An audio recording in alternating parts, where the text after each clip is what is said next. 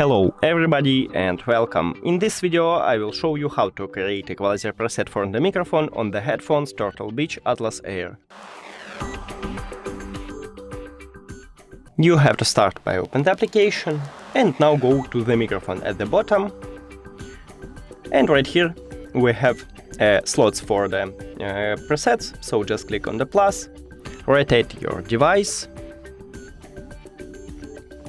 And now choose the best one for you. Let's say I want something like this. And when you decide, click Save. Now name it. Let's say I want this name, return, save.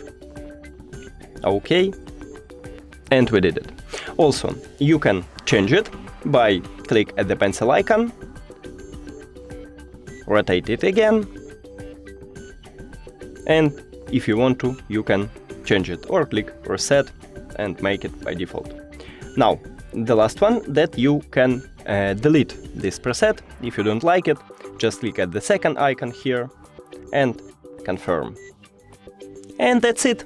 Thank you for watching this video. If you found it helpful, please consider subscribing to the channel and leave the like on the video. It's really important to us. See you later.